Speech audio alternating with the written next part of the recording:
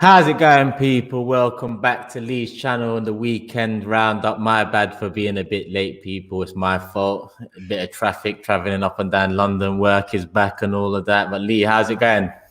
Yeah, I'm good, man. It's nice to sit here after a lovely victory yesterday and decent football as well. So yeah, I'm looking forward to the game on Thursday, man.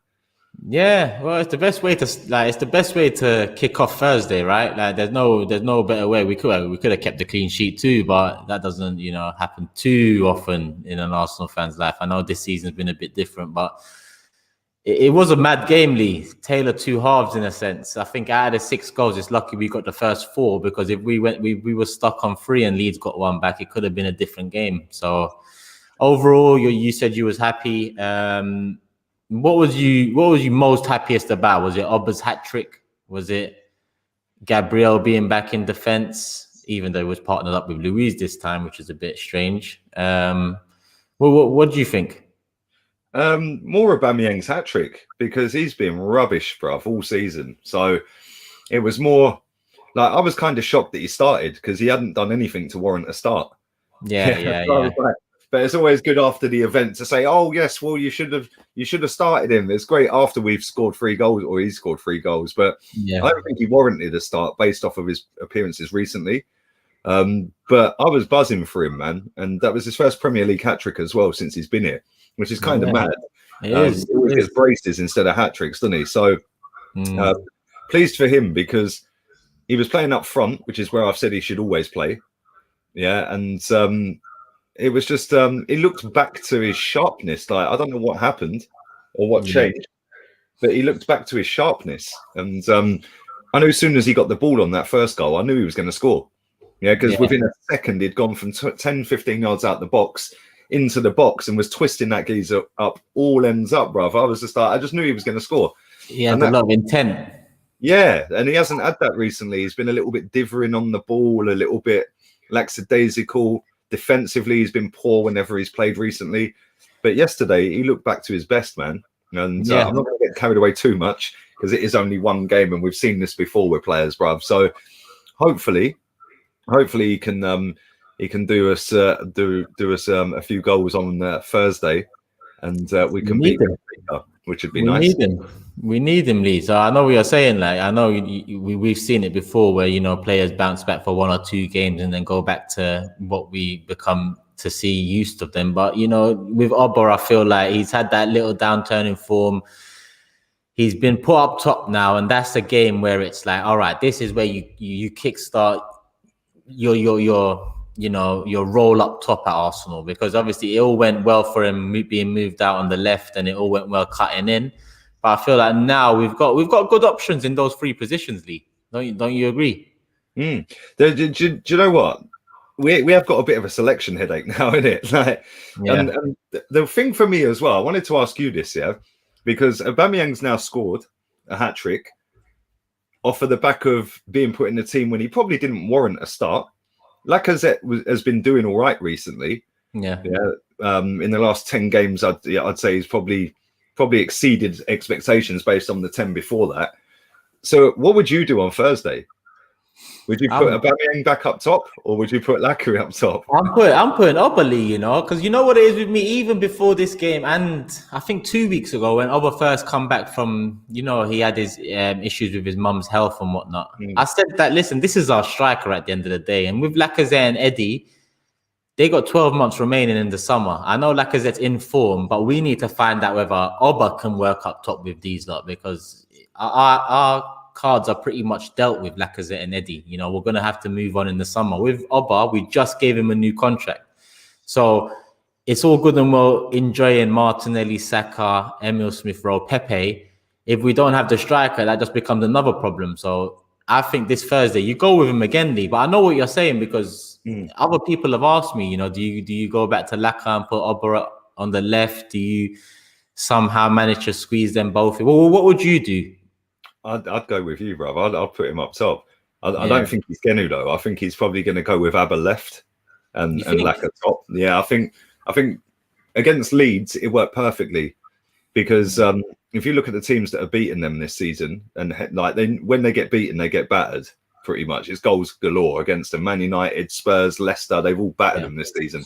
And then obviously we batted 4 past them. So I think that was probably the perfect game to put him up front. Yeah, because he hasn't got any hold-up play. He can't dribble. Yeah, he can't, you know, he can score goals, which is what his job is essentially to do, is to score goals. Whereas sometimes in these European games and some of the bigger games, you need somebody to hold the ball up. It's going to be a bit tighter, etc., etc. Yeah. But I think that it's a hard one because Lacazette didn't really do a lot wrong. But no, I didn't. At the same time, I've always said he's a striker, Aubameyang. Yeah, he's not a left winger, bruv. His dribbling ability is 0. Yeah, I agree. I agree. Yeah, and he don't have the physicality to play on the wing. Yeah, he don't have a skill to play on the wing. You know, get him in and around the penalty box, he's deadly. We see that at the weekend. Yeah, we've seen that pretty much since he's been here. But there's got to be a way where we can maybe get them both in the team without playing Abba left wing. Maybe go 4-4-2 or something. Or I don't know. Maybe put Lacazette as not a number 10, but a second striker. Damn. Yeah, and then Smith Rowe played fantastic on the left wing yesterday. You know, floating around that Grealish role. He looked pretty good, didn't he? So, I don't know, maybe we could do something with that. But for me, 100%, it's got to be Aubameyang up front, man. That's the thing. When you start messing with the idea of Lacazette up front, you start messing with the idea of dropping one of the, you know, the three behind. In terms of, all right, Pepe was left on the bench on the weekend.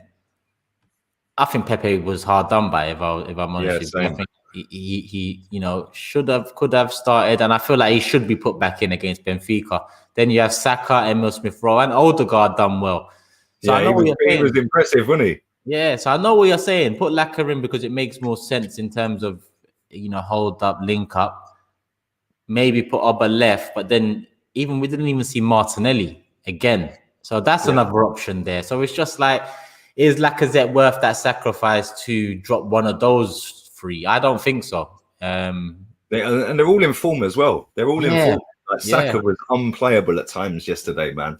It was mad. The way he was just dropping bodies, bruv, in that penalty box was hilarious, man. It was like literally feigning to shoot for the Bellerin goal about 4 times, and they were just all falling over, man. Yeah. I was like, right, he's turned into Messi. I was thinking at one point, these men don't want to touch him. Like, they don't even want to challenge him. It's like they were shook.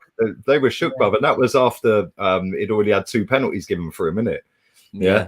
But yeah, they didn't want that, bruv, and he was really good yesterday, man. And Smith Rowe as well. Smith Rowe was sick. Odegaard, he had some lovely little passes in the game. His movement was decent, which opened space as well. So yeah, man, it is difficult to make a case to put Laka back in, isn't it? That's what I mean. It's hard because we have to make a case for Laka. We can make a case for Pepe. How are we going to make a case for 2 when we just scored 4? In our last, it's hard. It's hard, you know. It's I don't know what that's why we're not getting paid 6 million for this, bruv. That's why exactly. As long as we don't see Willian in there, it's all of a sudden. Do you know what? That was one of the only negatives yesterday. Is that even at 4-0 up, we didn't see Martinelli or Pepe. We see Willian. Yeah, I don't get it. That upset me as well. When I saw him warming up, well, not warming up, but when I saw him there next to the, you know, referee getting ready to show the numbers, I just thought to myself, again. There's a couple of players there I'd rather see. Okay, with Pepe, he's had game time. Maybe you want to save him. Martinelli, you know, we haven't seen enough of Martinelli in the last few weeks. I don't know. I don't really know what that reason is for. I don't think he rates him, bruv. Real talk. But you said that before, because last year, when Martinelli replaced Oba when Oba was out, he done well. And when Oba came back, Martinelli was ghosted. So I remember you said that before. And it's kind of happening again in a sense where his return from injury coincided with Saka and Emil Smith-Rowe coming in and an upturn in form and whatever. And then all of a sudden, it's like he's not about no more. So you think it's Arteta? Yeah, I don't think he rates him. He's put him in the last 7 squads, yeah? And I think he started one of them games. It might be 2. I'm sure it's only 1. And that was against Southampton. And he subbed him at half-time. Yeah. Subbed him at half-time. That as well. Yeah. And it's like... Well, why would you sub him at half time for Willian? Like, I don't get it, bruv. I didn't get it. And I just don't think he rates him. If you go back to last year in the Europa League, before that, the Palace red card that Abba got, he was out for 3 games. Martinelli came in, and done really well, scored a few goals, played well. Abba comes back, he gets benched, and then we didn't see him again after he'd won. That was in the January, won Player of the Month in January. Yeah, just after Arteta had come in, he scored the goal at Chelsea where he run the whole length of the pitch. Yeah, didn't see him again until the Europa League game where he set up Aubameyang for the bicycle kick against Olympiacos. Yeah, then after that we didn't see him again. Then he got injured in training and he was been out for months. Now he's come back. People are going, oh, but maybe it's because he's injured still. He's not fully fit. Well, if he ain't fully fit, why is he in the squad? Yeah, Eddie Nketiah in the squad. Eddie, where is Eddie Nketiah? Does anyone know where he is? That's another one. Yeah, well, it's not like I'm looking out for him, but you know, when we talk about if the club's moving in the right direction, I do look out for him because that's someone we could have got some change for. Yeah, 23 million or something. Decided not to even entertain it, you know. So I do look at where he is for that reason. Do I look at where he is for any other reason? I don't. It just kind of highlights that we're not using a player we could have sold. We wasn't using Ainsley Maitland-Niles. We could have sold him. You know, instead, we wasn't really using Willock in the right way either. We could have sold him. Now, we would be lucky to get 10, 15 mil for all of them combined at the moment, the way things are going. But big up Brandon in the chat with a super chat, and big up everyone in the chat. There's over 200 people in now. Make sure you guys hit the like button. I know Lee's got a Discord now. What's the details for that, Lee? It's pinned at the top of the chat. Yeah, go and check that out. I want to build up another community over there. Give all of you guys a little bit of connection throughout the day when I'm not streaming and stuff like that. So yeah, man. And obviously you guys are mad active everywhere, man. Every chat you take it over. So go and take over Discord and we'll build up Discord as well. The rats are coming. The rats are coming, bro. My profile picture's a rat. On Discord, yeah? On Discord. It makes sense. But like I said, big up Brandon. He says Bellerin playing with a smile on his face yesterday. Maybe exchange flowers and chocolates with Arteta before the game for Valentine's Day. But even Bellerin, we could talk about Bellerin as well, because on one hand, he got a goal, which is a bit of a wow moment, and on the other hand, he got partly to blame for the second goal. You know, he was absent for that, and that pretty much highlights my biggest problem with him is that, you know, there's always that moment in him because he's not really a good defender. So big up him for the goal. Yeah. What do you think of Cedric? I thought he was brilliant. I thought he was actually our best defender yesterday.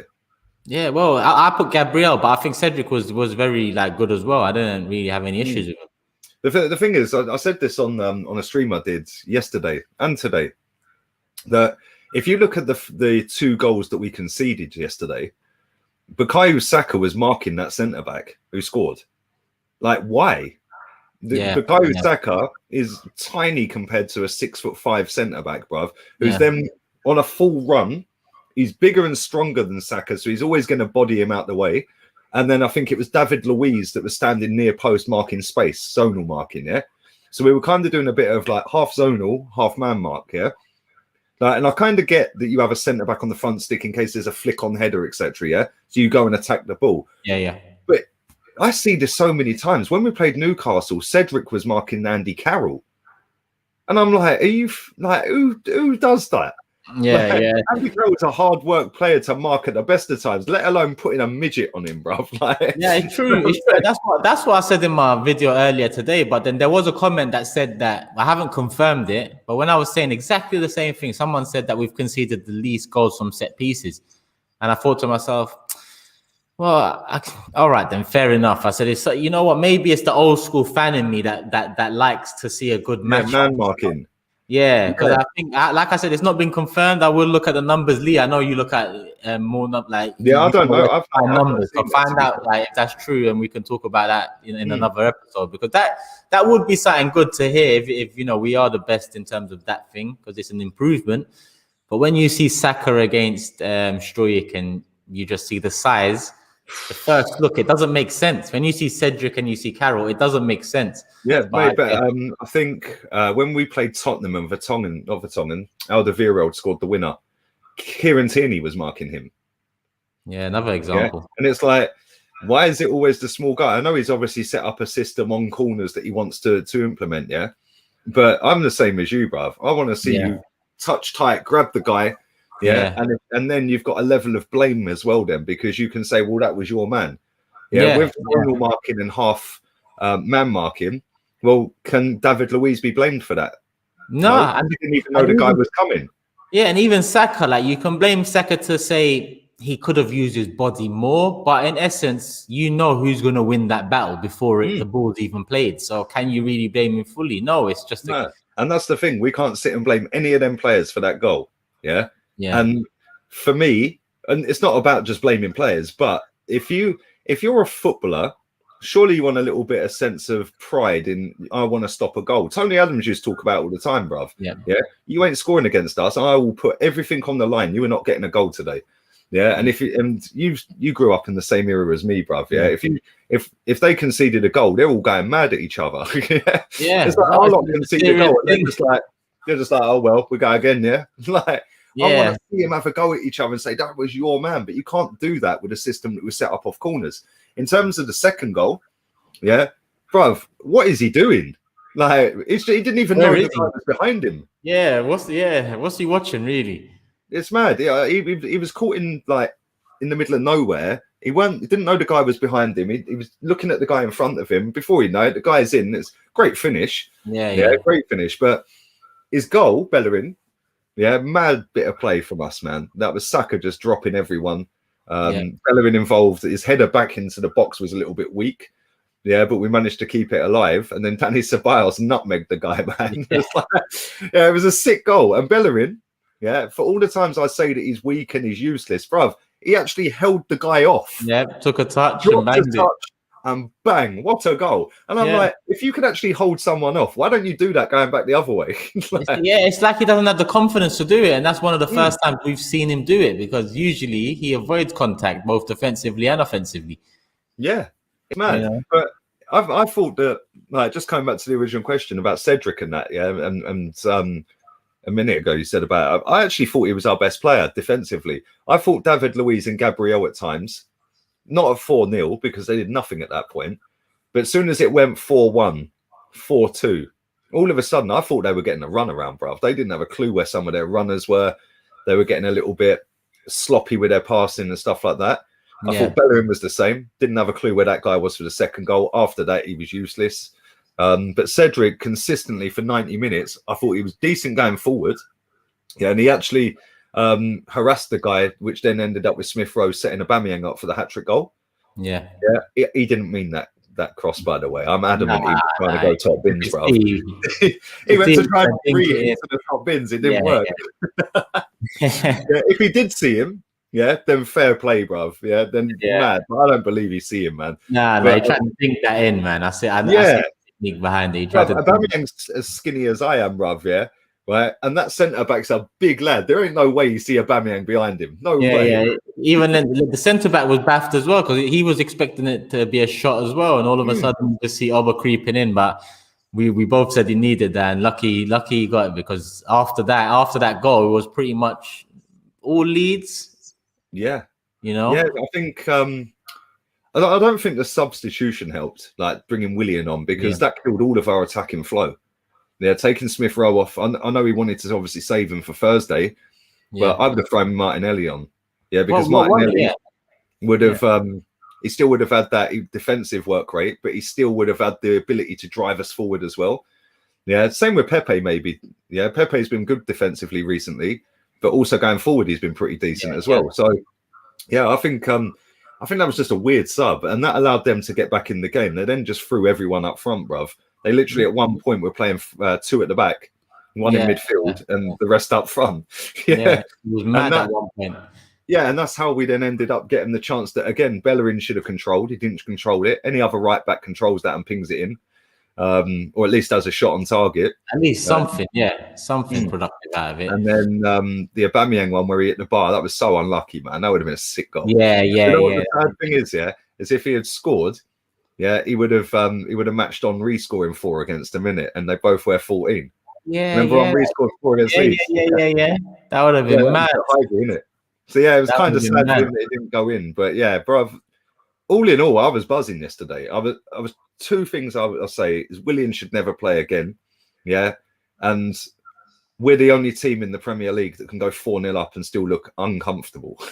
Yeah. I thought those days were over. Like, remember 10 years ago, Newcastle, and that's what it was reminding me of. When the second one went in, I thought, I looked at the clock and I thought 20 minutes to go. This doesn't sound good. One more and we could even lose this game. But that's something that we are a bit more resolute than we have been in recent seasons. And with Willian, do you think it was a case of we were 4-0 up and Leeds were going to continue attacking? Arteta needs or wants Willian to have a great game or a good productive game and thought, you know what, this must be it. If you can't go in there now and do something, then you'll do nothing. Because we know that if Pepe or Martinelli got put on yesterday, we'd have had more of an attacking threat on the counter. If Pepe or Martinelli get the ball, there's only one way they're going. With Willian, it's a bit more, you don't really know. So do you think it was him hoping for the best, or do you think it was him just stuck in his ways? I just think he's stuck in his ways. There's no good reason why Willian has played nearly 20 odd or over 20 odd appearances this season. There's no way. Yeah, I don't get it, bro. I do not understand how Willian has made over 20 appearances this season. It's mad. So, and the thing is, would any of us be surprised if Willian starts on Thursday? Could you imagine? It's one of those ones where we wouldn't be surprised, but would be shocked. It'd be one of those ones. I think we know that was another example, Lee. Bringing him on against Leeds was another example that he hasn't fully understood that Willian is useless. So I think that we will probably see that error of judgment again, whether it's starting or whether it's coming off the bench. We will see it. The funny thing is, right, I was doing a watch along with Chig, right, and he was watching in real time on Sky, and I was on my app, on the Sky app, So I was about a minute behind him, and he said, Smith Rowe's coming off. And I went, let me guess who's coming on. Willian. Yeah. He went, yeah. How'd you know that? Because it's predictable. Yeah. It's predictable. It's the same with Eddie and Ketia. You knew that Eddie would always, but Eddie ain't even been in squads recently. It's like, where are you then? Why didn't we sell you?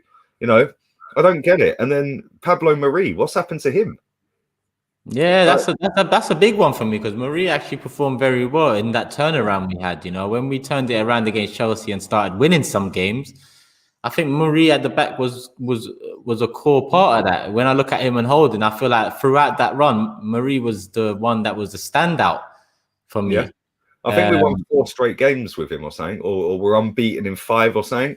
And then it got to 9 games in his total Arsenal career, and he's got that clause at 10. And so say we pay him a mil. Yes, he's been on the bench since, but we haven't seen him. Yeah, we haven't seen him since. He had a tight calf apparently 5 weeks ago.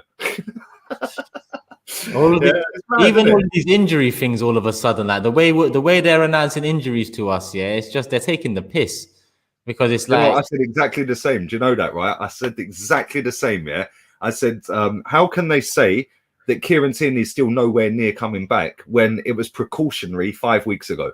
Initially, right? Yeah, exactly. But this has been going on since Jack Wilshere and Diaby and all them. Yeah, Ramsey out for a week. It's then a month. It's then 6 months. It's like, why don't they just be more transparent with it and just say, he's actually out injured and he's out for 6 months or 6 weeks. It's true. Yeah, we have to accept it, but don't tell us it's out precautionary and then 5 weeks later we still ain't seen him in training. Yeah, listen, and we're continually fed the same shit over and over again. Like, we need to start realizing that it is shit they're feeding us. Like, but other clubs are not running that way. At least give a time frame. And I know they've given time frames before and got it wrong, but that doesn't mean don't give us time frames. That means start getting it right. The problem lies within. Big up Brandon. Arteta hasn't got the squad to get into top 4 yet. West Ham sit 4th with a worse squad and a worse manager. Excuse FC. Big up Mario. He said Benfica's crap this season, lost Super Cup, knocked out the League Cup semi-final, 4th in the league, playing awful football. No excuses. Lee. Santa Claus Arsenal then. Listen, what do you think then? What do you think about the Benfica game? And big up Flo as well. Come on, G. Hello, lads. You see back again. Look at him rocking his Albanian brother in the chat. Look at him. He's here to stay. He's here to stay. Big up all you guys. Do smash the likes up and subscribe to Turkish. I know Chelsea are playing, hence why the figures are down on this show. I know they're winning. Apparently, Timo Werner's been found after episode 20. He has been found. He has scored tonight. So he's back. See, people say he missed a sitter earlier, so he must have scored after missing a sitter. So yeah, he scored. Make sure you subscribe to Turkish's channel, and make sure you sign up to my Discord. We set it up. It's active. Rat Army assemble on Discord. And in terms of Benfica, this is going to be the away leg first, isn't it? The away leg. Yeah.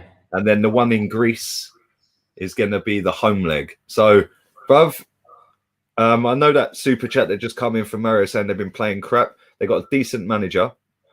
They have got Adel Tarapt in their team. Yeah, he started yesterday in their game. They drew 1-1. They've got Jan Vertonghen and Otamendi at centre back, so them two know about us. Yeah, and if you look at Otamendi over here, he was shit, bruv. Yeah, you watch him turn into fucking prime Adams Thursday, sorry. Yeah, they've got Alex Grimaldo at left back. He's quality. Yeah, he's a good player. But other than that, they've got Everton Suarez as well, who we were trying to sign. Oh, so, yeah, I remember that. Yeah, he's played pretty much all season as well. And they've got Julian Weigl, who used to play at Dortmund. Okay. They've got a decent team, man. Yeah. So the thing you'll get with Portuguese teams is they're all very good technically. Yeah, every single one of them are good on the ball. They can keep the ball. They can dictate the flow of the game. I think that if we go there, obviously it's being played in neutral pitch in Rome. So it's going to be who adapts quickest to the environment, because they're used to playing at their own ground. Yeah, we're going to be used to playing at the Emirates. Neither of us have played on that football pitch as a team, so it's going to be who adapts first and quickest. Because if we don't defend properly and don't take our chances, this lot will beat us. Yeah, don't get twisted. It's not a free pass just because they're fourth in the league. Yeah, they're still a decent team, and they're still. If we're going by league position, let's not even mention league positions right now. Where are we in our league? But yeah, they've still got decent players, man, and they've got a very experienced manager as well. So yeah, I think I'd be happy with a 1-0 to the Arsenal, bruv. I can't lie, 1-0 to the Arsenal. Do I think it'll happen? Oh man, it depends what Arsenal turn up. Yeah, you know, if we turn up like we did against Leeds, yeah, we probably beat them. Yeah, comfortably, but I don't think he's going to go like that, because he knows that we have to get a goal. If we get an away goal, even if we lost 2-1, but then it's not getting them back to the Emirates, it's getting them back to Greece now for the second leg. So it's basically 2 away legs. It's hard to judge, it's like that. And away goals still stand, right? Yeah. It's weird, like. And the madness is, when me and Rance were talking earlier, we were looking, because they're playing Real Sociedad, right? They're playing in Italy as well, right? Which is basically the away leg for United. But as it stands right now, the return leg is at Old Trafford. How unfair and of advantage is that? Yeah. But how's that happening? Spain have locked down their borders completely. Nobody can go there from UK. Literally no flights. Why? So wait, why can United play their fixture at home but we can't? Is it because of Portugal? No, they're playing a Spanish team. Yeah, but why can they play at Old Trafford and we can't play at Emirates? Fuck knows. I don't know. Maybe we've agreed to do that. I don't know. But that's a good point though. But yeah, it says, if you Google it, it says on their fixture list they're at Old Trafford for their second leg. Yeah, and we're not. We're in Greece. It's all baffling me. Maybe it's because Portugal. I don't know. Maybe it's because I don't know. I don't get it, bruv. Yeah, fly zones. I don't know what's going on anymore in the world, man. I can't keep up with the changes. I don't know whether you'd have to quarantine, but then if you're in a sports bubble, surely you wouldn't have to.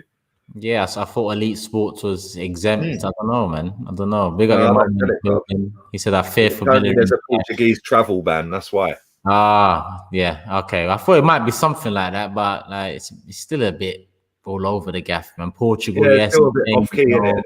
Yes, for Man United, they must be lapping it up, bruv, because they're playing their away game first in a neutral ground, and then they got them at Old Trafford. Of course, what's that about? Like, come on, you guys are both in neutral, same ground, even. But do you know what? I even forgot about this guy Rafa as well. He's not a bad player, you know. Yeah, they got a decent team, man. Yeah, another one. Bellerin definitely he's looking to get touched anyway. And Jamie says Nunes is their danger man, basically a Suarez. There you go. There's another one. We basically named their whole starting 11. Yeah, because you named a good few players there. A couple more have been added after. It's all mad. It's all mad. It's crazy. But the thing is, I do think like it depends on us, because if you look on paper, our squad probably is better than theirs. But we said that about us and Burnley. We said that about us and Palace. We said that about us and Villa. Us and maybe not Villa, but or their starting 11's better. Villa's. Us and West Ham. You know, we've got West Ham coming up. They're fourth in the table, bruv. I mean, come on, seriously. So it's like we can sit there and all be a bit smug and say, well, we just beat Leeds. Let's all be buzzing, which we all are. But I wouldn't be surprised if they hammered us. I would listen. We could have knocked that to Olympiacos last year. You know? Exactly. So at the end of the day, we're no fools to think we can't be knocked that bad. And it's all good and well looking at the bigger teams in there and the threats to us, but the threats are the definitely wider range than some of us may think. Before we wrap it up, I want to ask another question about the defensive thing. Gabriel Holding earlier on in the season, then it was Gabriel Luiz, then we started the year with Holding and Murray, and then it went to Holding and Luiz. Now it was Luiz Gabriel. Was Arteta, in your opinion, was Arteta resting Holding for Thursday, or did he drop Holding for the mistake last week? Resting him. Yeah, resting him. I don't think he knows his best 11, bruv, and he's been here 15 months nearly. Yeah. And I don't even know what our best centre-back pairing is, because I don't think we've got one.